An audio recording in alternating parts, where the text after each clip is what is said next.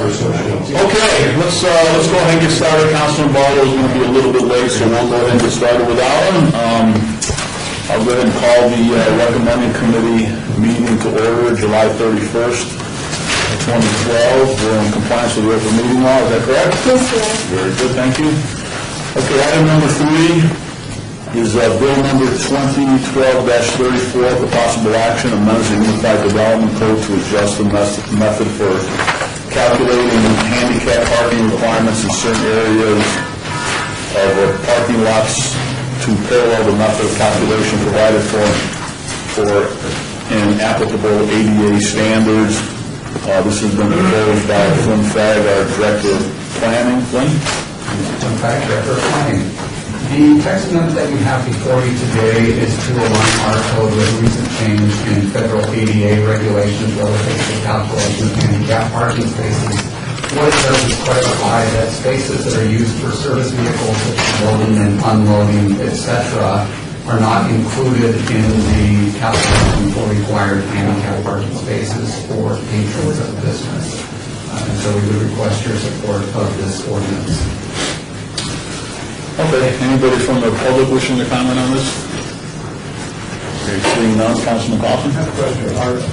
Are handicap spots themselves included in the base?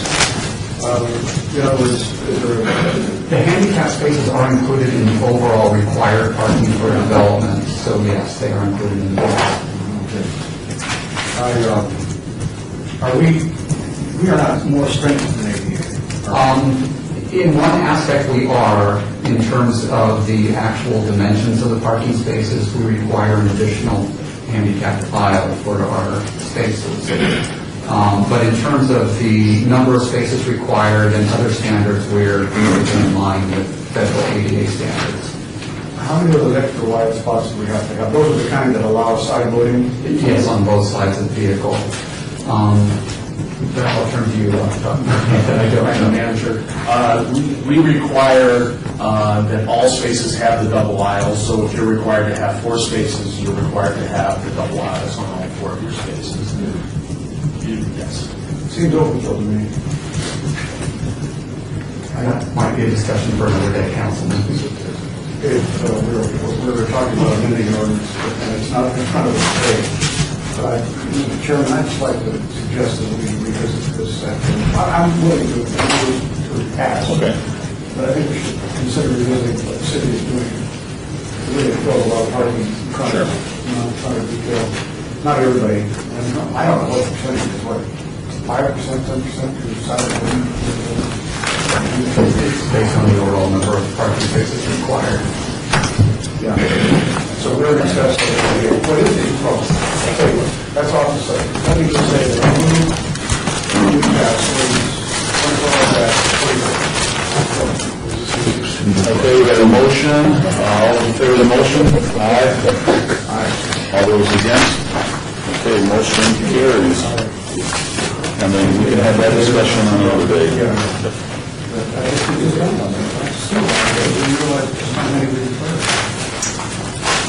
All right. Okay, agenda item number 4, bill number 2012-35 for possible action, amends the Unified Development Code to update and streamline the process for the approval of signage by the Downtown Design Review Committee and to adjust the eligibility requirements for service on the committee, proposed by Flynn Fagg, Director of Planning.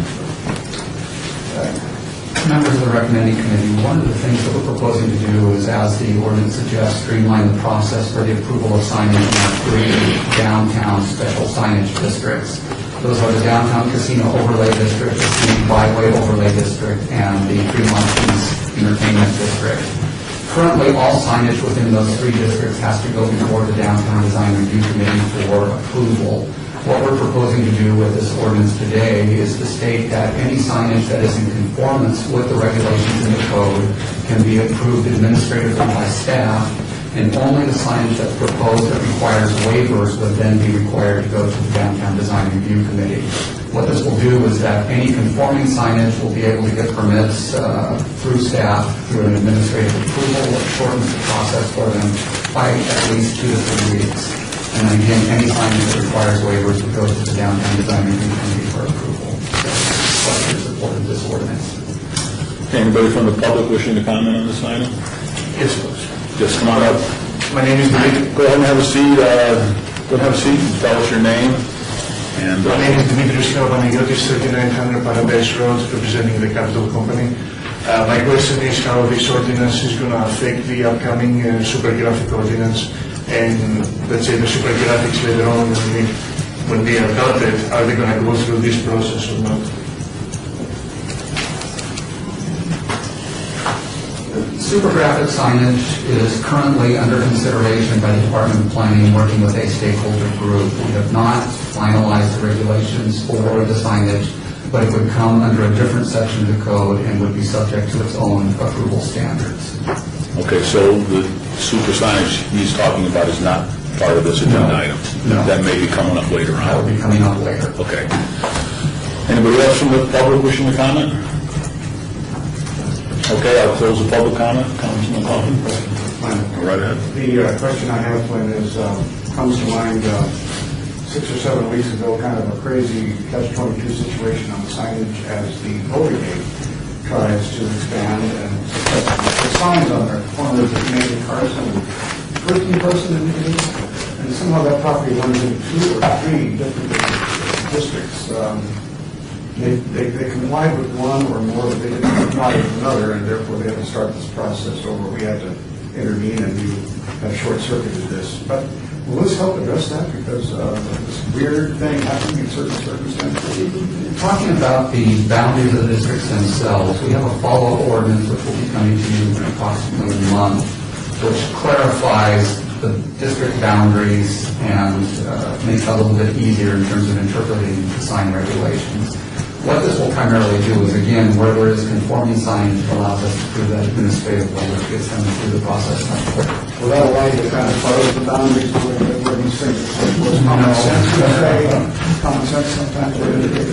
No, we have to abide by defined regulations in the code, so it doesn't allow us that discretion. Okay. All right, so it doesn't relate to the problem. We have to encounter. All right. I'll move these past. Okay, we have a motion to approve. All those in favor? Aye. Aye. Against?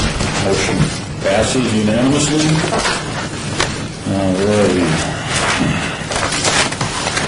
Item number 5, bill number 2012-36 for possible action, expands the boundaries of the downtown Centennial Plan area, creates a new industrial district within the plan area, and sets forth the goals of individual districts within the plan area. Sponsored by Councilman Ricky Barlow. Mr. Craig, you going to talk on this? Yes, I am, as well. After planning. We have been requested through discussions with our downtown coordination team to look at expanding the boundaries of the downtown Centennial Plan. The 2 areas that we are proposing to add to the downtown Centennial Plan include what we're calling the industrial district, which is the area south of Wyoming along Western and Highland, essentially going down I-15 and the railroad tracks in that area. And then there is an additional area that will be added to what is currently called the Gateway District, which is north of Fremont and east of 7th Street, incorporating about 6 blocks within that area. That is the area that the downtown project group is looking at for further redevelopment actions and activities. And so we've been requested to add those to it. As part of this ordinance, we're also adding definitions to the goals and objectives for those districts, and we request your support of this proposed ordinance. Okay, I'll open up for public comment. Anybody from the public wishing to speak on this item? Okay, seeing none, I'll close public comment. Councilman Coffin? Questions on this. The southern part of this is in Ward 3. The northern part, soon to be in Ward 3 after the portion. So what about the creation of industrial district immediately adjacent to some residential, which does abut up against that? You're talking about the north 7th. You're talking about east of 7th. We are talking the east of 7th or up to 7th? Yeah, actually, if you don't mind, Councilman, it's a little bit easier to show you on the map. The industrial district is this area here, and that will primarily be in Ward 1. And then the other area is right here, which is the Gateway District. and this is east of 7th and west of Fremont. Right now, the tile in the western, okay, this is going to go into Ward 3. So, Yeah, as this it is- wasn't, the question was, we do have some residences when you start to talk about it tonight. What kind of industrial applications could be contemplated in an inside the This will not be industrial. This is an expansion of the Gateway District, and we're not proposing to change any of the zoning or the land use designations for that area at this time. It's currently designated MXU mixed use. Okay, so I'm kind of showing you the real estate between the Las Vegas Boulevard and 7th. Between 7th and 10th. Okay. Then I don't have a problem with that. I'll move with you, pass. Okay, I have a motion on the floor. All those in favor? Aye. Against? Motion carries unanimously.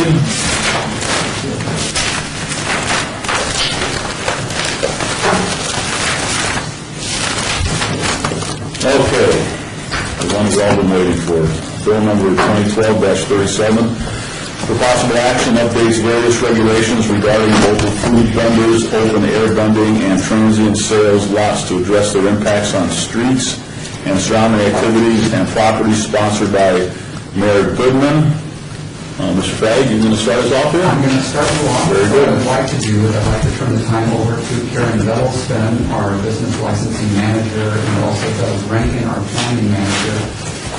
Doug and Karen have been instrumental in working with our stakeholder group and in developing regulations for mobile food vendors. And so I'll let them go ahead and give a brief overview of the proposed ordinance. Thank you. For the record, Karen Vettelsten, licensing manager. This ordinance covers both Title VI, which is your business licensing code, and Title 19, which is land use. We also have a summary that is available. We've been working for a little over 6 months with the stakeholders group representing both the brick and mortar restaurants and the mobile food vendors to develop a series of regulations for mobile food vending throughout the city of Las Vegas. We've had about 30 interested parties that attend those meetings. We've had a series of 3 meetings where we've debated proposals, made proposals, and discussed those in detail. At this point in time, the ordinance that's set before you makes a variety of changes. One of the requests from the brick and mortar restaurants was that we put mobile food vendors on a more level playing field where we can through business licensing. So we are proposing that mobile food vendors be treated more like a restaurant in the way that they pay their fees. We're proposing to move them to a gross license fee, so they will pay their business license fees to the city of Las Vegas exactly as a restaurant does, based on their gross sales. That they be licensed like a restaurant, which is not a privileged license. Currently, mobile food vendors have to go through the privilege process. We're proposing to have the regular business license, that work cards no longer be required, and doing what we can to treat them exactly the same. We would also propose additional restrictions on mobile food trucks. Mobile food trucks would not be allowed in loading zones. Restricted parking lane spaces or fire lanes. One of the largest complaints that we get are mobile food vendors that park in those restricted areas, either directly in front of a restaurant or in front of other businesses. So they would not be allowed in those. We currently do not have any regulations that restrict them in the public right-of-way, so we would be restricting them down to 30 minutes in the public right-of-way. So if they were in a designated parking spot or a parking lane, that they could be there only for 30 minutes, that they would be restricted for the first time from eating establishments during their established operating hours. They could not be within 150 feet of the closest point of that restaurant. They would not be allowed to have any tables or chairs in the public right-of-way. That would include sidewalks. And they would have to obey all parking and traffic regulations. What we would allow for mobile food trucks is that they would not be allowed in residential areas at all, unless they were there to cater a private event, so they could travel through a residential area to a private party on private property, but they could not vend in residential areas. So they are restricted to commercial areas of the city. You're up to one side, block parties. If they were there and a block party comes in and gets a special event permit, yes. They could occupy a space on a licensed business property, so a Costco, Lowe's, something like that, in their parking lot for up to 4 hours. There could be 2 of them within a 24-hour period. It would have to be on a licensed business. They could occupy space in the right-of-way under a contractual agreement with the city of Las Vegas, which means that we would follow up this ordinance that with another ordinance out of the parking department in order to establish the spaces in the downtown area where the city would lease those parking spaces for a fee in blocks of time to mobile food vendors, so there would be some predictability as to where they would be. They would be there at a certain time each week or each day, depending on how that system is finalized and put together. They would be able to vend at a special event under the conditions of a special event permit. So if the street is closed or something like that during a special event, the food vendors would have to follow whatever the regulations and conditions were on that special event. And they would no longer be restricted to the dawn to dusk regulations that they currently are. They cannot vend in the evening hours. The land use changes would allow on those licensed businesses up to 500 square feet of free parking stalls for those maximum of 2 trucks within the 24-hour period for up to 4 hours, and permit mobile food vending for 4 hours or less in developed lots with unoccupied structures if they meet the criteria of the Clark County Department of Air Quality for a maximum disturbance area of 5,000 square feet.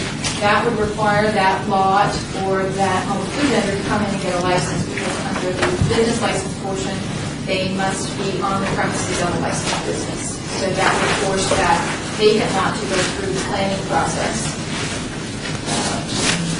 With that, I'll answer your questions. I'll let you know that we did have great participation. We provided you with a list of everyone that was at no stakeholders meetings. We sent out over 140 notifications for our business impact statement, and we did quite a bit of research across the country on the distance separations that are out there, and that are providing detailed information on what's happening across the country on distance between brick-and-mortar restaurants. We also have made available some maps for you here that show both the 150 feet and at the planning commission, when they heard this item, they recommended 1,320-foot buffer. And if you look at the maps that we provided, you'll see that the blue area downtown, the blue line shows the 150-foot buffer zone around all of the restaurants in the area. If you take it out to 1,320 feet, you see the green line on the outside, which would basically eliminate this business from downtown, especially with the added restriction of them not being allowed within residential areas or within 50 feet of a residential area. So if they're locating on a private lot, they would have to be 50 feet from a residential development. Is that it? Was that a unanimous vote in Plan Commission for 1320? It wasn't unanimous. Correct. That's my question. Go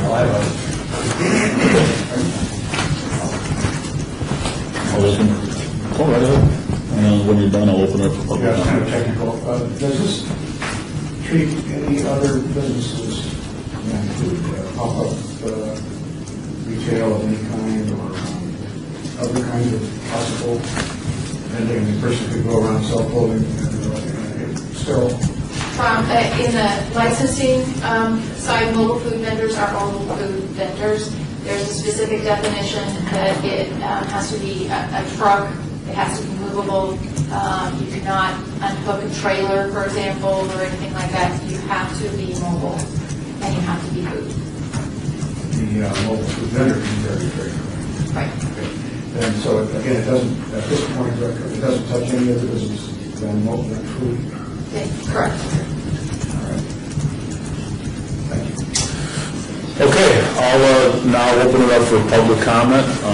If you'd like to speak on this item, we'll take you one at a time. I won't put a time limit on it, but if you could just be very, very clear on your statement and on your, if you have a specific question, we'll try to get that answered. And so I'll open up public comment. Who would like to go first? Does anybody want to make a public comment? Okay, sir, why don't you go ahead? Why don't you come over here by the microphone, tell us your name, and go ahead and make your comment. My name is Dennis Porter. I live at 8236 Aqua Spray Avenue in Las Vegas, Nevada. I own Curbside Cafe, which is a mobile food truck. I've been in business for over 2 years. I've been to all the meetings that they've had, and I just wanted to voice my support for the proposal. This will work very well for the food trucks, and I don't think it'll really impinge on anybody else's business. It'll only enhance wherever we go. We usually attract people over to our business wherever we go. A lot of my business is, I go to call centers, like Sitel, Sprint. They don't have food.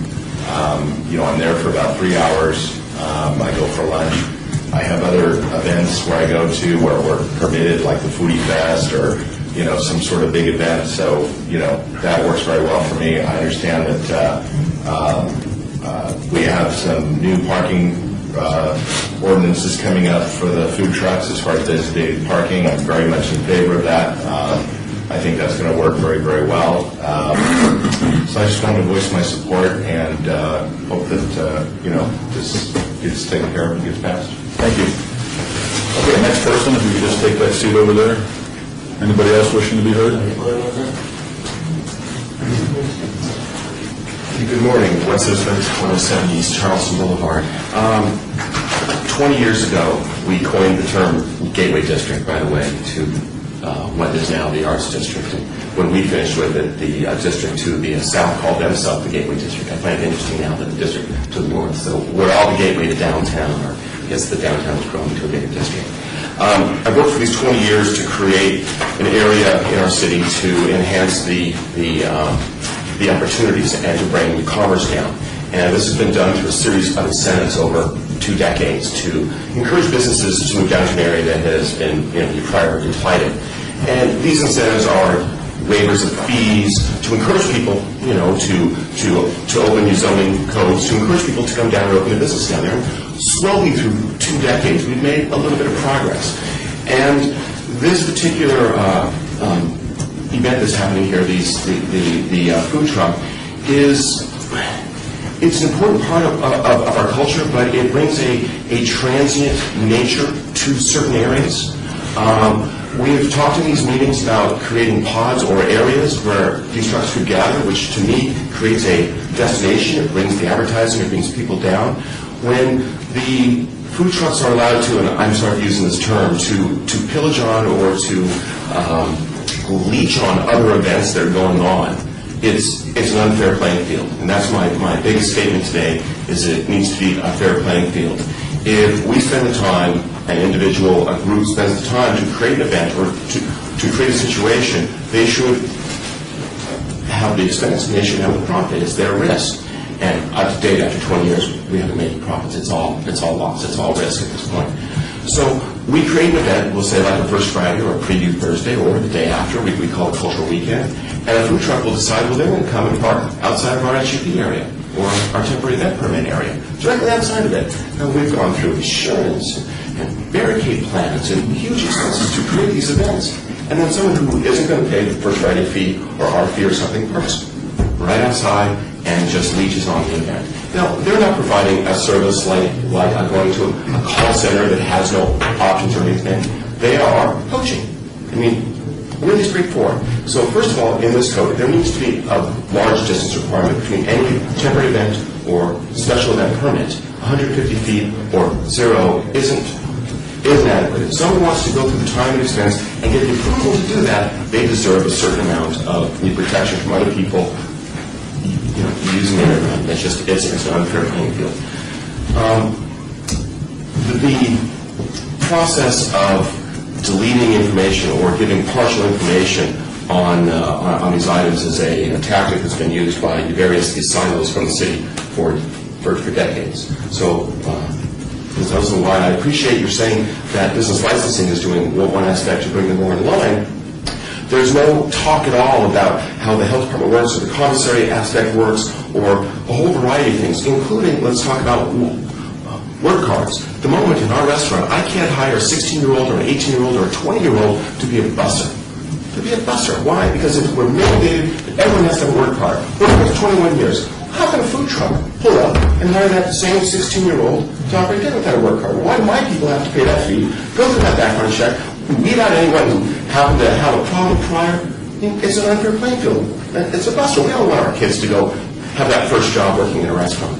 Not in the city. County's fine. North Las Vegas, Henderson, God bless y'all. Not in the city. Food trucks, and it's being waived in this particular thing. It was not mentioned. That entire thing is being waived for food trucks. Well, I want that. Why can't we both have that? Why can't I use those 16-year-olds? Why does the food trucks get to Let's talk about even playing field. In the prior years, there was a half-hour span of time. And this was designed so that a call center could come out and have their lunch and go. So the workers in those trucks and so forth could go somewhere else, use facilities, go back to their commissary, restock, use the bathrooms and so forth. Well, now they're parked there 3, 4, 5, 6, 7 hours. What bathroom are they supposed to use? Whose private property are they coming on? Whose facilities are they using? So then we become the infrastructure as a business. When I'm planning a crucial project, we'll say a bar on Fremont Street East, they look at the occupancy load. They tell them how many bathrooms they have to have based on that occupancy load. You put a kitchen in, you do some other things, all of a sudden those loads go up. More bathrooms, more so forth. When you put a truck out front, it didn't apply, so that bar got to open up with less fixtures than we got to open up. Once again, unfair playing field. The trash that's produced by those trucks, where's it going? Who's monitoring it? The actual rules that exist here, when these events are going on, and I'm going to take just a wild stat. I'm going to say 70% of the food truck process that is happening now is after business hours. It's after the city departments are closed, the health departments are closed. So who's enforcing any of this? Metro? Well, I had an experience on Saturday where I called Metro. They came out, refused to do anything. They called business licensing. Business licensing told the COP officer, I think that's the appropriate title, that there were no existing distance requirements or laws. That's what we told them yesterday. So I have to make copies and send them to the police department because these people just, and granted, if I was an officer, I would not want to deal with it. This is not a life safety issue. But there is no one that is monitoring it. And there are bad apples in the deal. Let's talk about the health department rules for these trucks and the commissary, okay, which is just being left off the table. We will say that if you go over to Larry's Great Western Meats, which we buy from a local place and support them, and a lot of the food trucks buy from them. I see them in there, we have great conversations, highest quality you can get. We go there, we buy 20 pounds of meat. Now, we put it in our commercial refrigerators, so we're mandated to buy. The health department's coming in and stacking NSF, costing $6,000. A good portion of these guys, not all of them, but a good portion, the lion's share, are taking them home and putting it in their refrigerator. $300, $4,300. Not an equal playing field. We have to pay a sewer fee on every single fixture we have. These guys go to a commissary. Commissary has one drain for all the trucks in the world. Unfair playing field. My personal beliefs would, I would prefer my fees to be reduced and put the trucks everywhere. Equal playing field. But I understand the city has to make money and they have to survive, so these fees exist for a reason.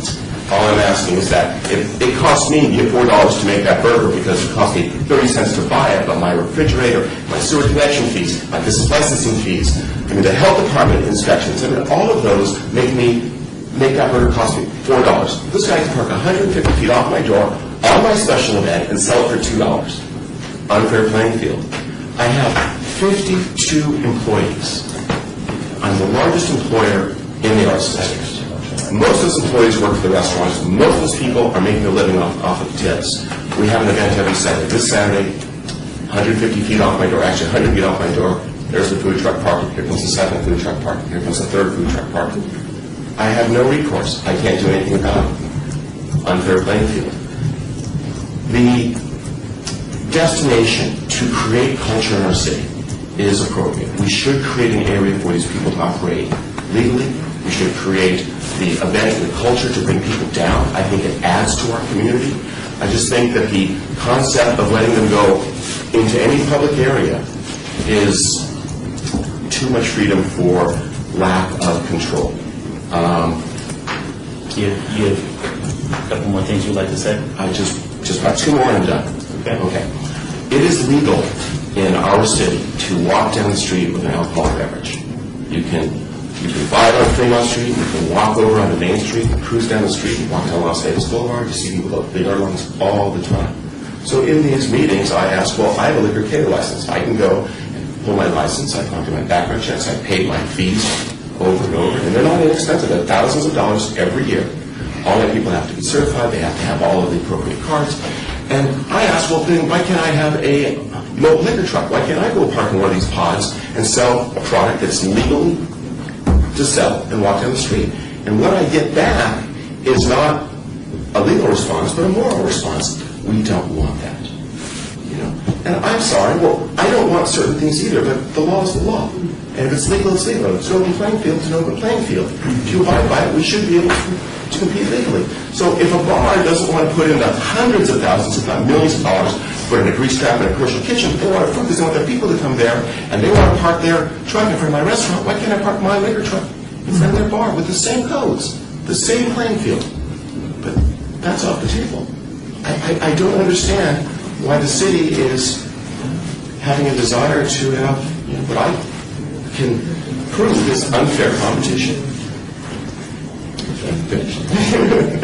Thank you. Ticket means clothing.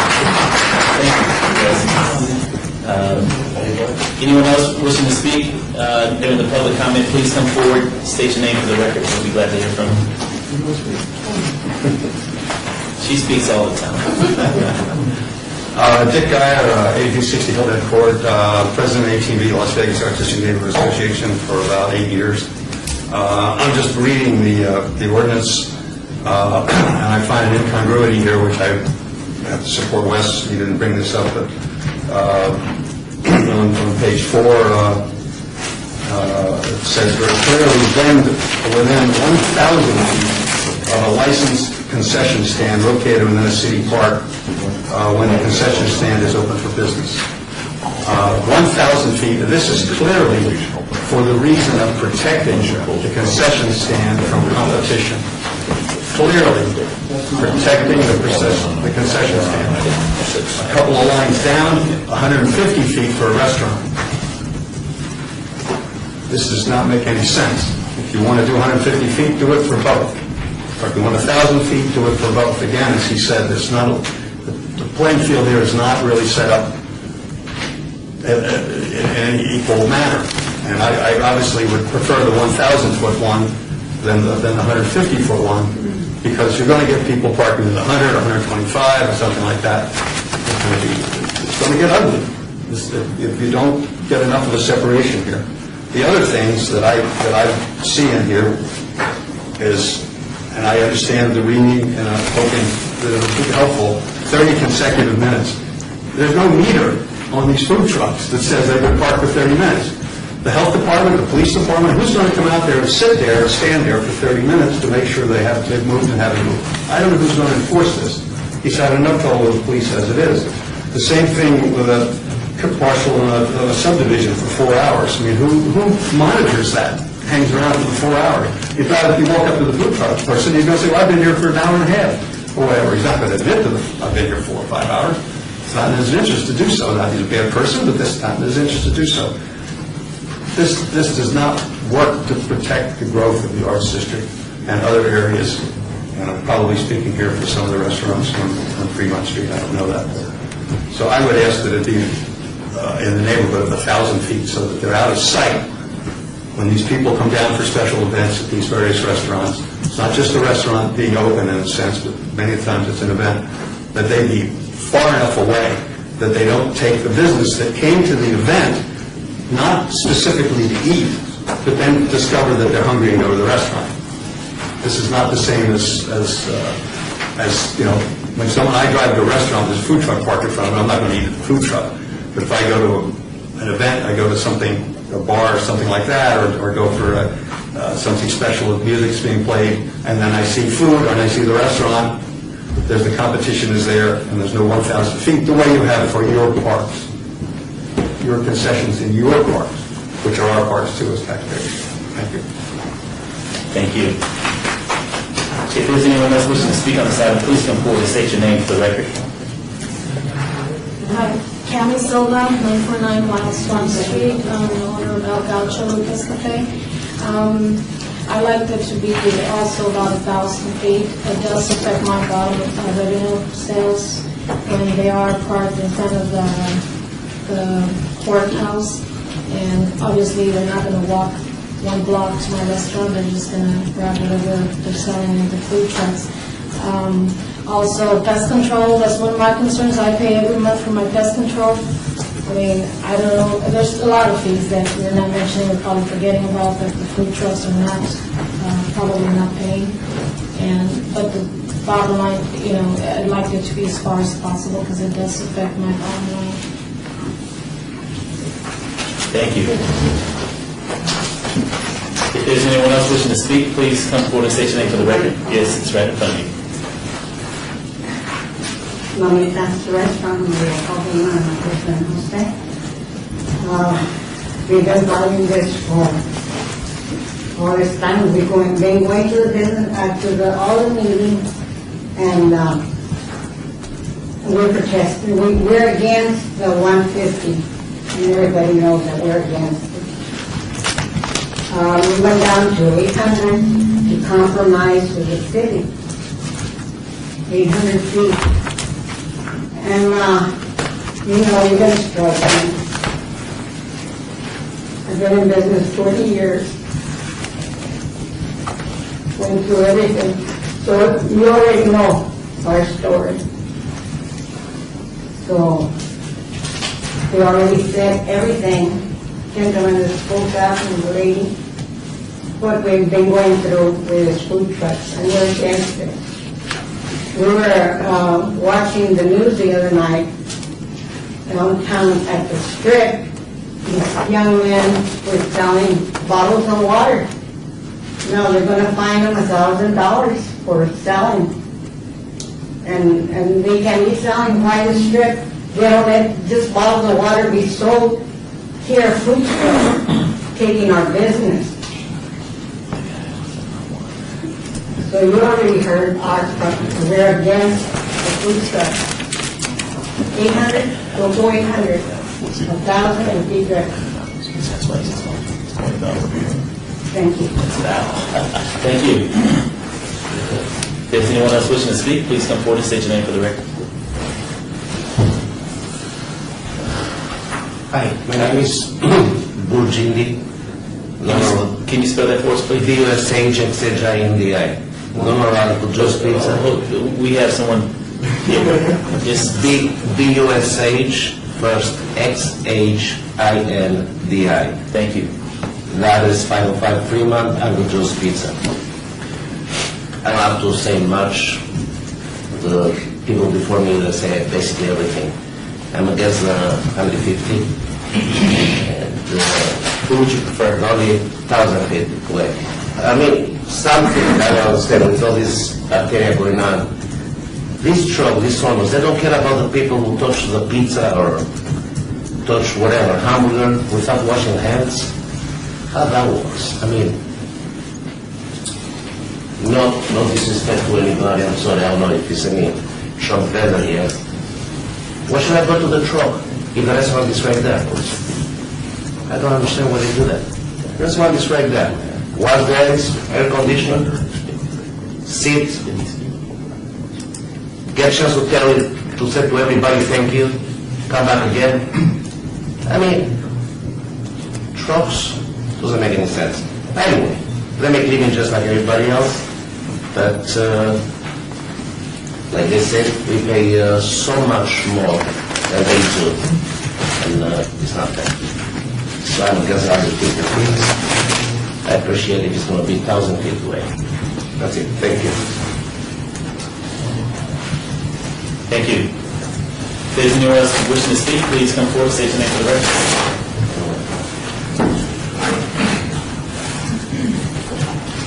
My name is Raul. I'm with Roberto's Taco Shop, and I'm with 1,000 Feet because I don't think it's right that, food vendor trucks that come onto my area where the food restaurant is at and post up, selling, hot dogs or whatever it is that they're selling, and wondering, like, how are they, being sanitary with washing their hands and all that, and then their customers using our establishment to, use the bathroom.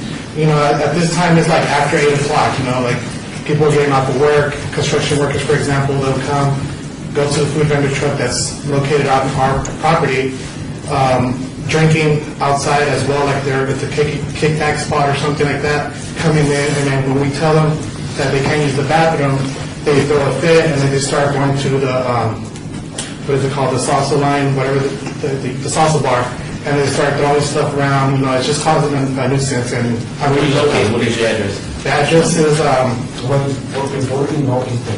1414 Northeastern, and, I'm just with 1,000 Feet. Thank you. Ronald, what was your last name? Martinez. Thank you. Martinez? Yes. Thank you. Thank you. Anyone wishing to speak, please come forward, state your name for the record. Jose Calvino, Mamita Personal. My English not too good, sorry. But I go to the restaurant, I have one list of like 50 restaurants. And every restaurant they say, thank you for somebody helping me in this problem, the trouble. All Easter, all Charlotte, all dedicated to much trouble. So everybody knows the problem. So,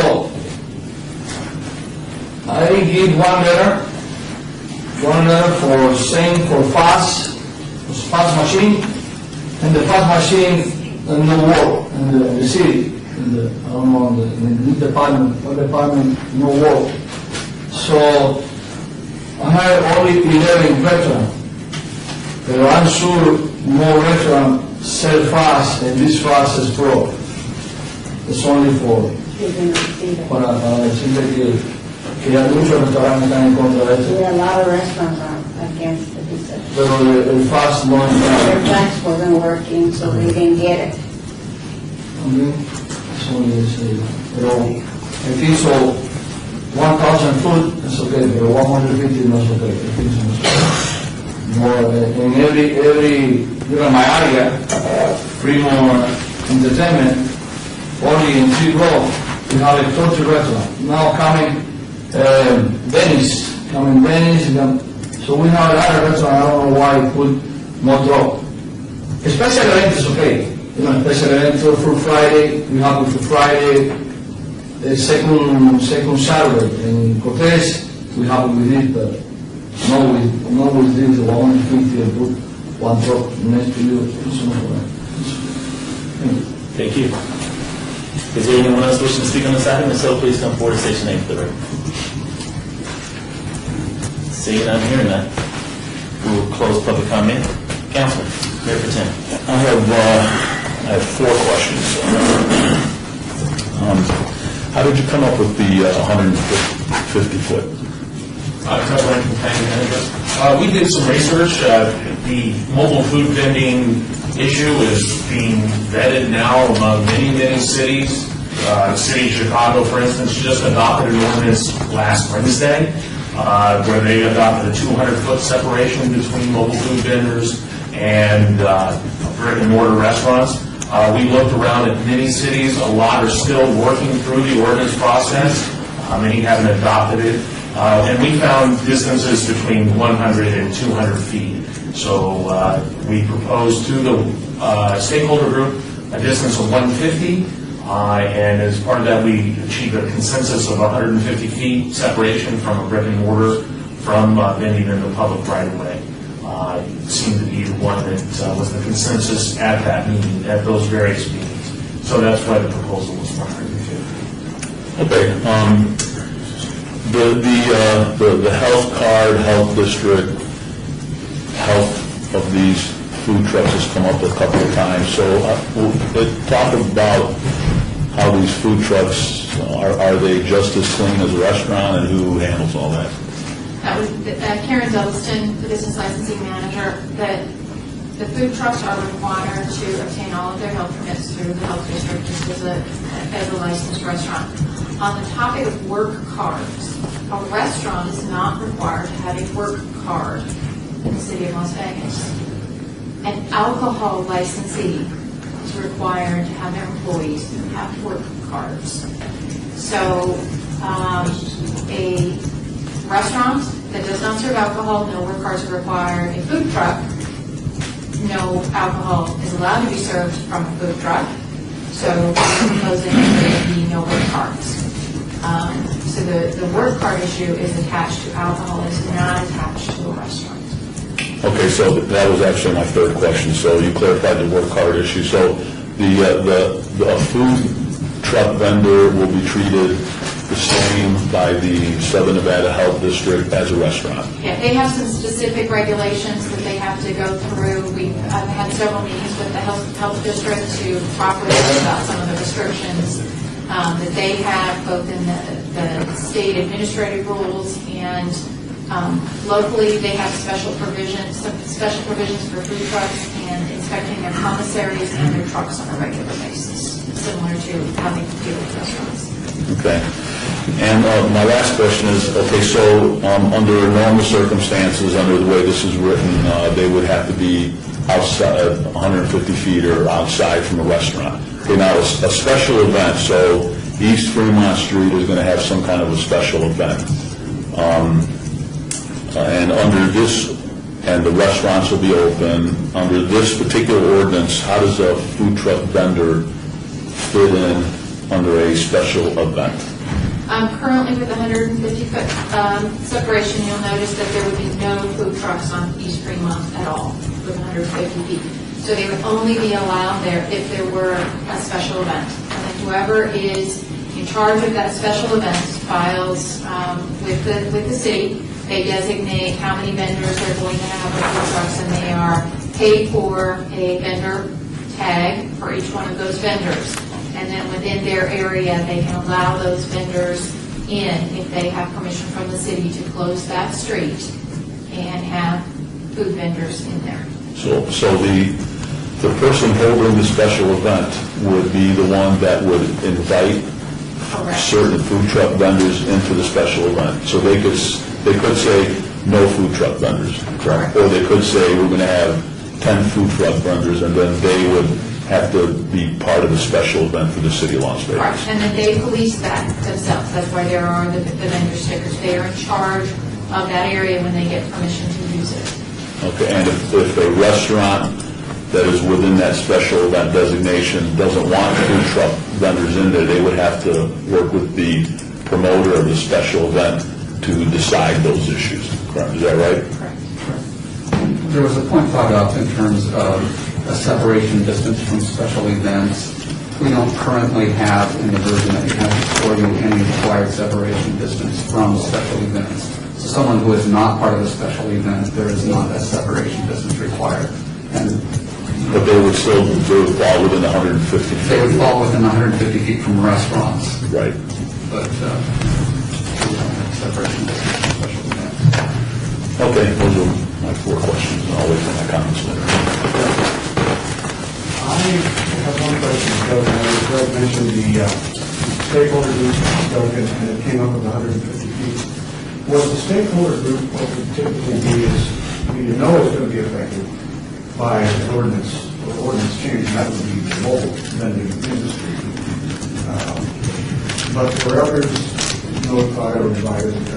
Yes, as a matter of fact, we invited all the brick and mortar restaurants that would be affected. We invited all the restaurants on East Fremont. Also, we reached out further out as we could to those that had issues with mobile food vendors in the past and invited them to our stakeholders. We didn't invite every restaurant in the city of Las Vegas that was waiting on our meetings, but we reached out as far as we could, and those that we may have had concerns in the past. An example, Pepe's Tacos at Decatur and Vegas Drive, we reached out to them. They had a mobile food vendor issue and a transient sales lot food vendor issue, and we invited them to our stakeholders. I did not get 2 of the 3 notices for those meetings. Okay, then the issue expands just a little bit here. If It just happens sometimes we don't get invitations. Wes is indicated, it may have been on true, but I don't know. Wes is a busy guy, so let's just say some did, some didn't. If we adopt an ordinance like this, which I think has some real good improvements to the existing ordinances, the idea of licensing fees, for example, that's long overdue, going on over gross.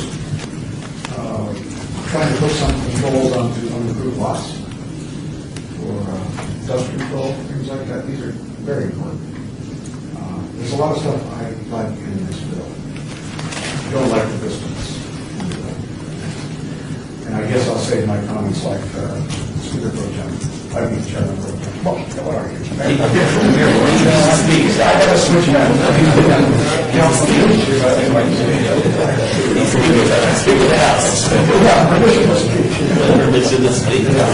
I'm not easy with that distance, so I'll save my comments. Okay. The question that I have is in relation to the distance. Doug, you mentioned that during the stakeholder meetings that you've held, and I know that you all held quite a few, and you mentioned the consensus of the body of the meeting. But before us, I'm hearing 1,000-foot recommendation from the individuals from the restaurant. So help me understand the consensus in which you're referencing.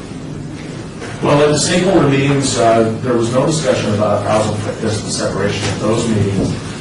Staff proposed the 150 based upon the research that we've found for other cities. And city councils that are dealing with this are having the same discussions today and tomorrow and had them last week of how far away they should be. And those continue. We found that, that 150 seemed to be in between what was being proposed in other cities, as they had worked through those issues also, and we're working through them. We proposed that to the stakeholders group. We produced a map of a 150-foot distance separation, put it on the table, had some open discussion with all, and we didn't hear any requests at that time to make anything different, so we felt that 150 seemed to be where we're going. As you know, with stakeholder groups, they're not formal. There's no up and down votes. We work with groups in order to find out if we're going the wrong direction or the right direction. And at that time, we felt that 150 was a consensus of the group, and we were surprised as all at the planning commission when there were requests for greater distances. Okay, going back to the consensus, being that there were no up and down votes, so how or who came to the opinion that the consensus was okay with the 150 foot? In fact, there were no up or down vote or way of determining how We asked, the emotion of the crowd. as staff, we asked the group that was there as we were discussing that. Here's what we're proposing. These meetings are to get feedback, find out if we're going the right direction or not. And Hold on one second. at the time of the meetings, there was no, we proposed the 150 as something that was being in between what other jurisdictions were, between 100 and 200 that we found in many jurisdictions. And kind of split the baby in half, proposed the 150, held our meetings, discussed the ordinance, and at three, actually, we held 3 meetings, correct? At all 3 meetings, we discussed that, and left with the feeling that 150 from the brick and mortars appeared to be acceptable to most of the room. We were surprised at the Planning Commission when there were requests for greater distances, and once again, it is a recommendation within the ordinance. Okay. That's what we're vetting here today. I appreciate it, Doug. And in addition to that, going back to the various cities such as Chicago, and you didn't mention the other cities that you vetted. Hold on one second. My question is the comparison of the cities. How similar are they to this geographic area in which has been brought to the table, such as the East Fremont District, as far as the other cities are? Were their restaurants adjacent to one another, or were they spread out more to whereas 150 foot would be a reasonable amount in, for example, a downtown Seattle or Oregon, where the restaurants may be a little bit more separated between the two versus, restaurants on East Fremont being very tightly adjacent to one another within a matter of 2 to 3 feet? Well, if you look at the city of Austin, which has an entertainment district, their distance separation is 20 feet from a mobile food vendor from a brick and mortar. It's 20 feet in Austin. We looked, Salt Lake City is 100 feet. San Antonio is working on a pilot program, and between May 1st and October 31st, they really haven't said anything, so they're going through the process. Portland has no restrictions between distance separation. Seattle, I don't know if we looked at Seattle or not. Orlando, Florida doesn't have distance separations at this time, but they're looking at them. Miami has never had that issue. They've been the birthplaces of mobile food vendor food trucks. Miami, LA, and Boston seem to be the 3 cities that where this birth. And Miami and LA don't really have distance separations, and they've been operating mobile food vendors for many, many years. Okay. Boston has, Boston, I don't believe has, they have a 100-foot distance separation, but they also have the program of where they take the parking spaces and lease them to mobile food vendors in prime locations. They make a very good profit at it. Okay. Karen has the numbers on Let it. me answer this question as well, or whomever would like to answer the question. As far as the boundaries are concerned, and this is just for a point of clarification for all, the 150-foot buffer is only during special events, or is that at any point to include special events? It is any point in time when the restaurant is open. It's a 150-foot separation from that building, so any point on that building, except during a special event. So the exception is mobile food vendors cannot be within that jurisdiction during special events. No, they may be in that jurisdiction only during a special event. So if in fact there's not a special event such as today, mobile food vendors are not allowed Within 150 feet within 150 feet. of a restaurant when it is open. However, during a special event, they can be at the front door. If that is how a special event is organized, their vendors, yes. Okay. My second question to that, as a follow-up, 1,000 feet, just throwing out 1,000 feet. If in fact it were 1,000 feet, where would that place the mobile food vendors? Do we have a map in relation to? The map that we have is 1,300 feet. Take that in. We would still be in essence eliminating them from downtown altogether. Unless it was a special event. Unless there was a special event. You'd also be eliminating them on most of the commercial corridors, because there's restaurants all along Charleston, Sahara, Rainbow, those sorts of places. You would be eliminating them from the commercial corridors for the most part, and they're not allowed in residential areas. So you would be eliminating them unless they were on the premises of a licensed business or during a special event. Is that fair?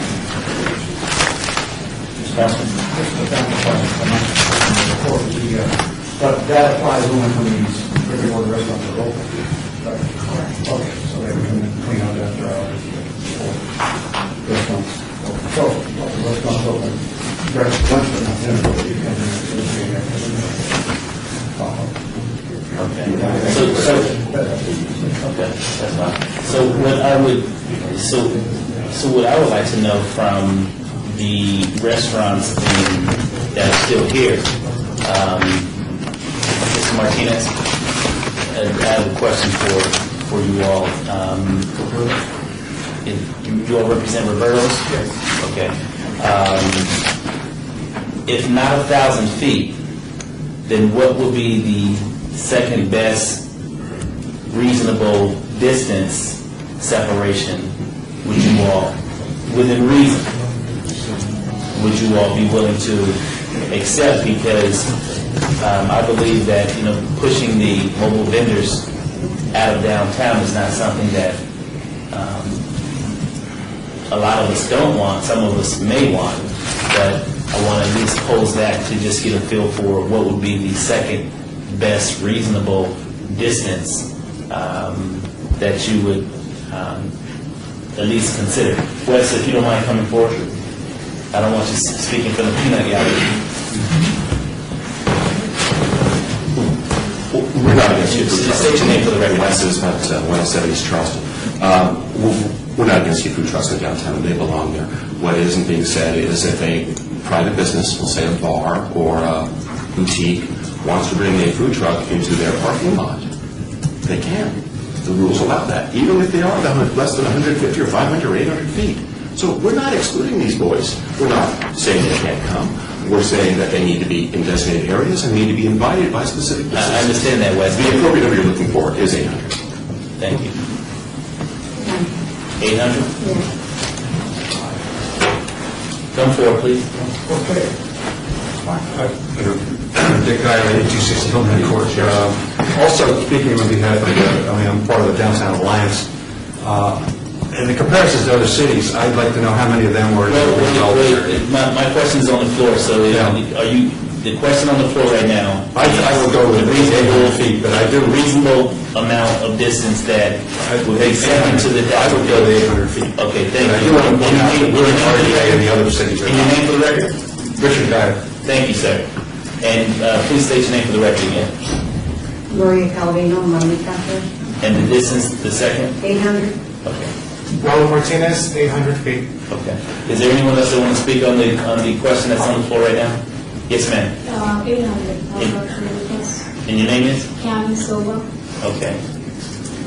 Thank you. Councilman? Okay.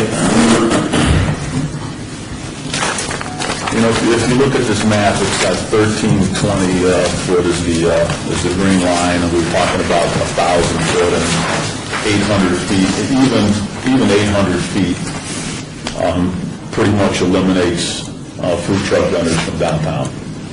It pretty much does. I mean, they're still going to be way outside of the walking distance for somebody to go visit a food truck. So the question comes, do we want food truck vendors downtown? Do we want them in this particular area?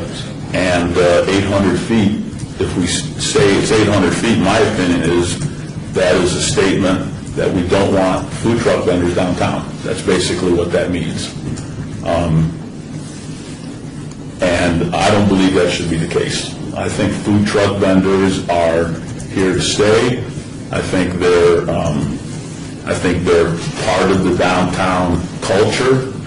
I think people want them downtown, and 800 feet is going to eliminate them. And I don't believe we should be doing that. So I guess from my standpoint, what would be the distance to not interfere with restaurants, but allow food truck vendors downtown? And from what I heard you say, the farthest distance that you found a city to adopt was 200 feet? At this point that we found, there's probably some variation out there, but we did a thorough search.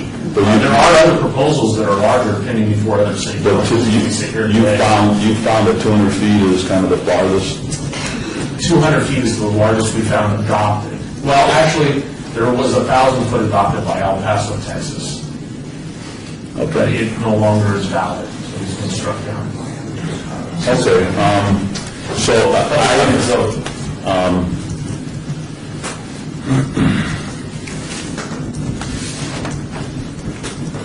I mean, the farthest out I would go personally is 200 feet, if that's something that would want to consider. But I don't believe we should be setting a distance up that's going to eliminate food trucks from the downtown area. I just don't think that should be the case. So I guess the rest of the ordinance is fine, just like Councilman Coffin said. I don't have it. So it comes down to what the distance is that the city of Las Vegas wants to adopt as far as food truck vendors downtown, and I don't believe it should be anything farther than 200 feet. So I know we have 100 feet, 150 feet in the ordinance today. That's as far as I would be willing to go out, but I would Even 150 feet, I would be okay with that. So those are my comments at this point. Council? Thank you, Mr. Chairman. I feel like we're trying to promote coolness in downtown Las Vegas. It happened. We did not say there's no coolness.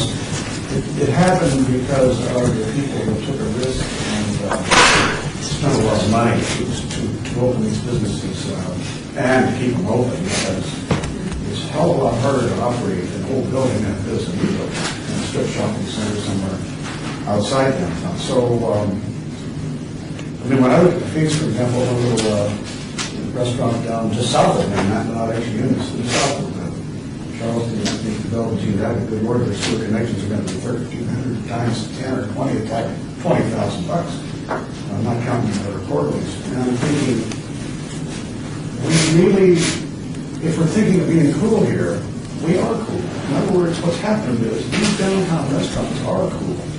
The fact that they're surviving, that they're opening, I think we meet the cool factor with what we have and what is coming.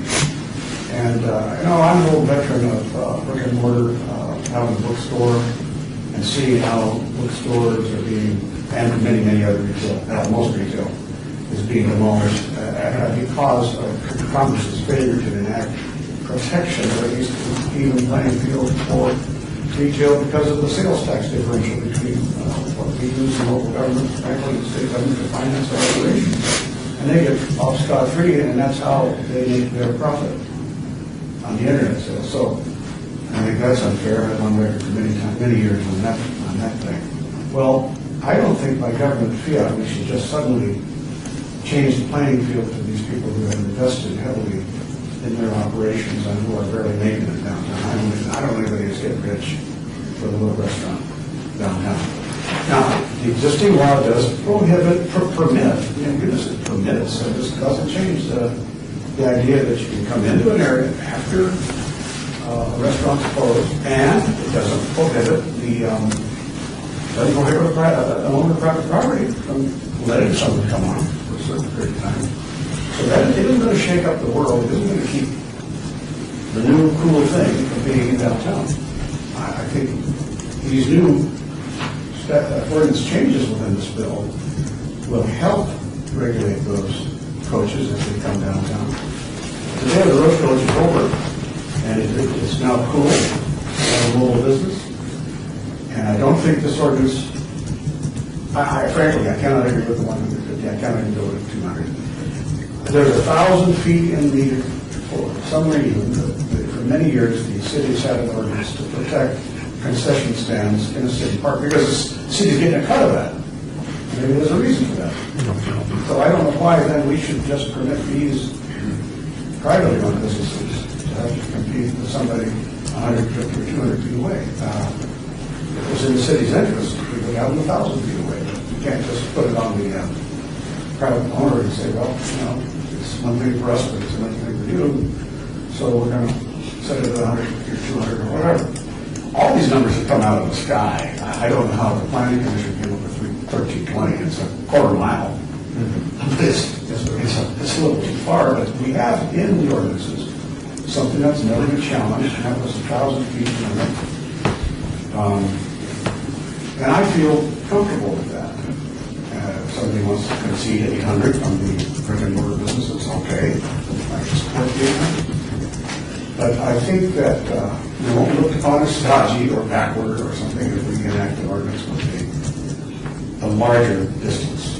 And I feel like we owe it to the people who we have enticed to downtown to invest and stay in business. When they could have gone to the county, they could have gone away from downtown. We got a little contract here. We have a mental contract. I hate to just see this get thrown out. So there has not been a motion yet made. Mr. Chairman, I cannot support should 200 become a motion. I would consider. Let me just break the ice. How would I try to a motion? I move to do pass this ordinance, but amend this ordinance with a change in the distance requirement to 800 feet. And let's see how it goes. That'd be all right, Norm? Motion's on for, but we can open up for additional comment.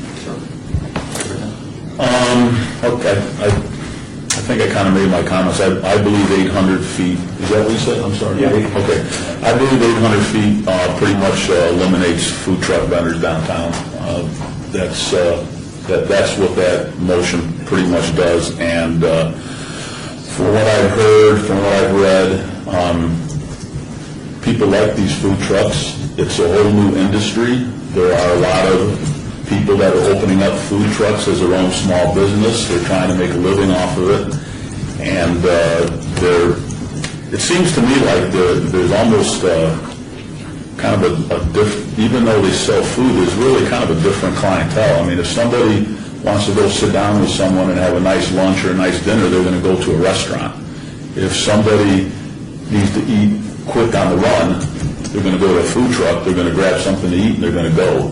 So it's almost a different type of a customer, and I know there's going to be competition between the two, but I think the type of customer has a kind of differentiates those two particular businesses. So I believe the public wants food trucks available downtown because they found that they're clean, they provide a good service, and they provide quality food. I don't think we should be in a position to eliminate them. So that's what 800 feet would do. I would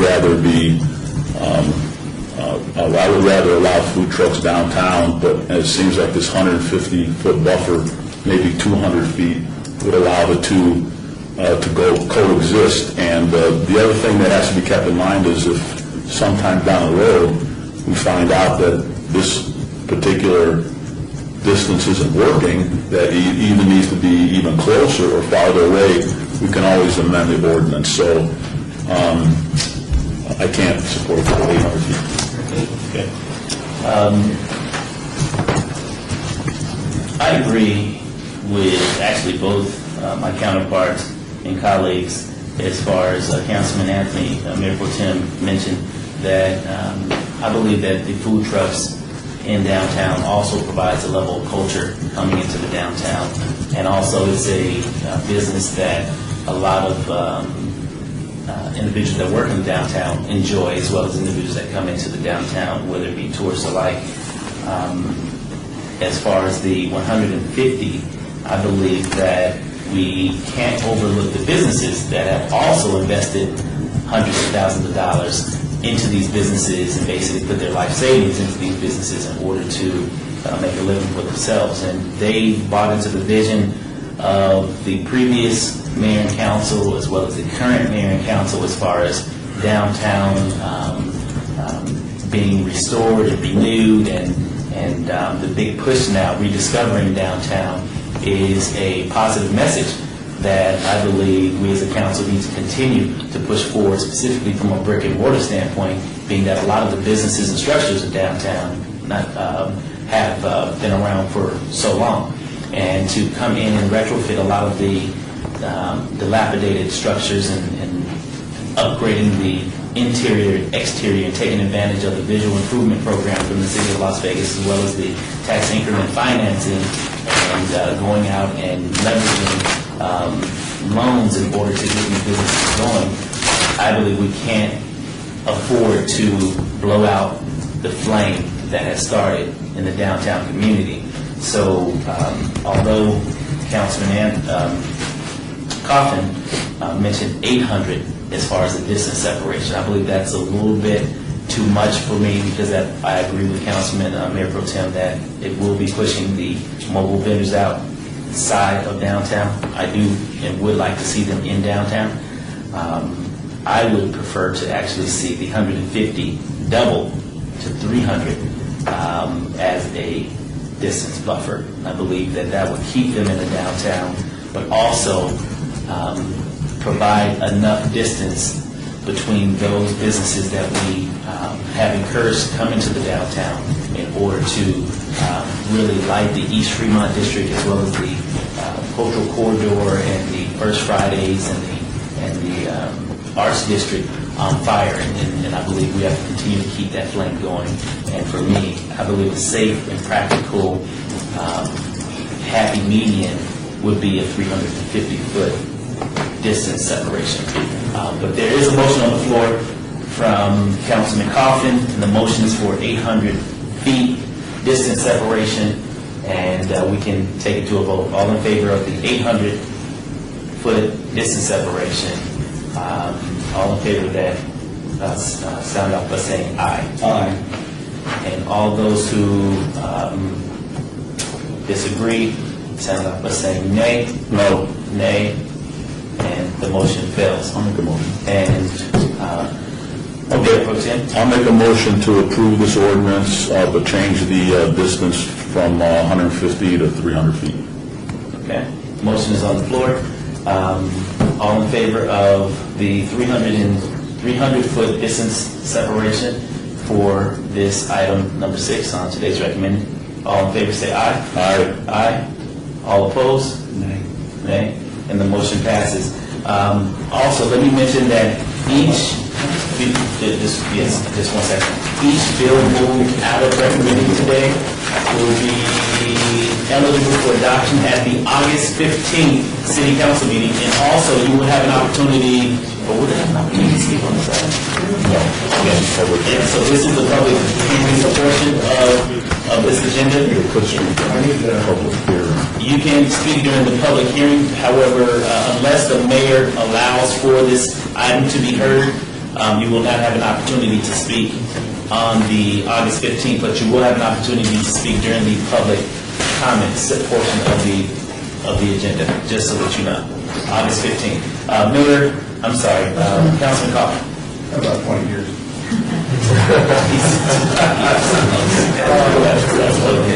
Now, like, Jeff Rankin's here from planning, and so planning usually not to be straightforward with the information like that.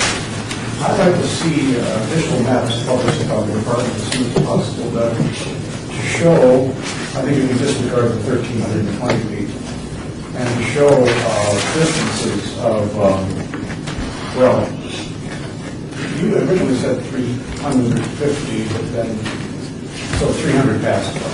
So this is just 300 on the map, and 800 feet. I'd like to see how it starts out. We can get it published and disseminated to people. Print up the Yes, we will have them available, if anybody would like a copy for that. Would that go on our website? We can also have it, we can put it up on the business licensing website under the amendment for Title VI. We also, I'll submit for the record a copy of the stakeholders group. We have it, that too, at all of those meetings, and we can make sure we email a copy of that to Hold month review on the motion. How do we do that? Thank you, Chair. We go back or we just do it at the city council meeting? Either way. Let's do it now. Okay. Ladies and gentlemen, the Mayor Pro Tem has an amendment to the motion that I believe that we can take under consideration on everyone's behalf. And so what I would like to do is call agenda item number 6 back for reconsideration. Back for reconsideration. All in favor of bringing item number 6 back? All in favor, say aye. Aye. Aye. Okay, so we're back on item number 6. Mayor Pro Tem? Am I just making an amendment to the motion, or am I? Just indicate, move to adopt the ordinance, changing the distance from 150 to 300 feet, and then with your additional request. Okay, I just want to amend the motion to mandate a 6-month review if this is approved by the city council. Okay. But this is a vote on the bill again. I guess it's a vote on the entire bill all over again. Right. It is. Okay. Are you suggesting that be in the text of the ordinance? That's a little bit difficult. Or are you just saying in connection with adoption of that ordinance that the council should bring it back? We would like a 6-month review of this ordinance at the city council, 12 months at the city council meeting. 12 months or 6? It's 12 months, I'm sorry. A 12-month review of this ordinance at a city council meeting. Okay. So is that okay? So that will be part of my motion, and as well as the distance of 300 feet. Okay. All in favor of that motion as well as the amendment your sign by stating aye. Aye. All opposed? Nay. All right. Motion passes. And so just for clarification, the motion moved forward with a 300-foot distance separation, and also a review of this item will come back before the city council in 12 months so that we can see how it's working out. So if in fact 12 months from now it's not working, then the city council will have an opportunity to basically make the appropriate adjustments accordingly to how things are working or how things are not working. Okay? All right. And so I see your hand, Wes. We're going right into public comments, so you'll have an opportunity to come forward and under public comment, you can share what you like, okay? Okay. Now we're under citizens participation. Public comments during this portion of the agenda must be limited to matters within the jurisdiction of the committee. No subject may be acted upon by the committee unless that subject is on the agenda and is scheduled for action. If you wish to be heard, come to the podium or the table and give your name for the record. The amount of discussion on any single subject as well as the amount of time any speaker is allowed may be limited. Yes, we'd like to hear from you. Name for the record. This is about 107 East Charleston. Does that distance requirement include the special events, the 300 feet from a special event also? Is that? There was no motion to do so. Okay, so just so we understand, if you run a special event, you can set up right outside and bend away. We had 300 feet of outside of a brick and mortar restaurant. Oh, unless a special event. So I mean, just to understand that, you know, if you go through time and energy to create a special event and get permission to do so from a variety of departments, all the ones sitting here plus several, you deserve a little protection from people that are pillaging on it. And there's no real rationale why you wouldn't give that distance requirement for a special event if someone's going to go through and get approval for it. I'm just saying I believe that that was overlooked in this particular one.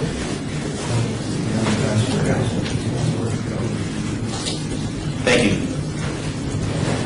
Anyone else wishing to speak under public comment, please come forward and state your name for the record. Yeah, well, you know that we're against 300, it's just a little bit more away. The same block. The same block there. So there's no difference with the difference. Doesn't have the restaurant. You're working for the mobile vendors, not for us. These meetings have been all for the mobile vendors, not for the restaurants. All the meetings that have happened. We're against it completely. Okay. Anyone else wishing to speak on this item? Please come forward, your name for the record. Yeah, Jose Mr. Wetton.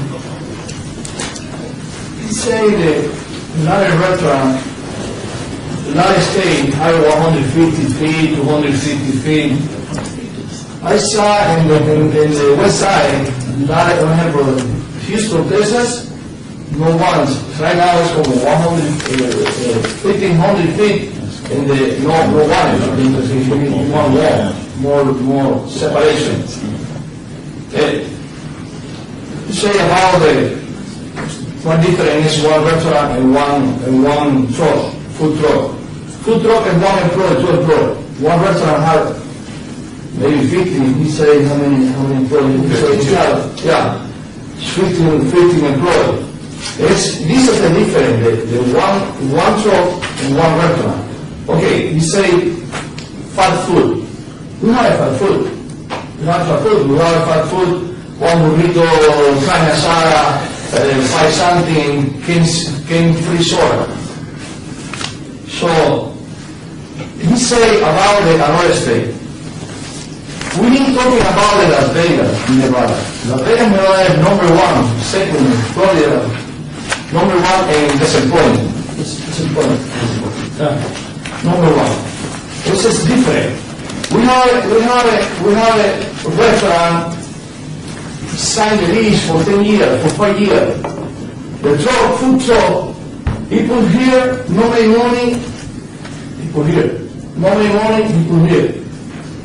One food truck put at 300 feet. Kill me. And we no can go anywhere.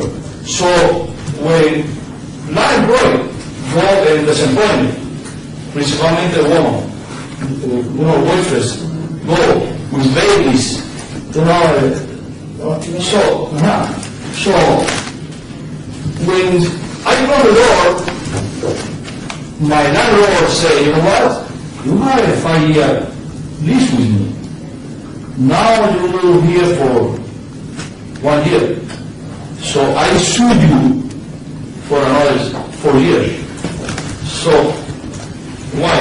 Because the truck is we say 800 because 800 is 1 block and a half is block. 300 is same block. Porque 1 block is como like 400 foot. 1 block, 400 foot. That's why we say 800. I remember in this meeting, planning commission, he said 1,300 feet. Now the 1,300 feet to 300 feet, I think so not so right. I'm sorry, not so right. I think so. 800, it's okay. Because it's 2 blocks or 1 block and a half.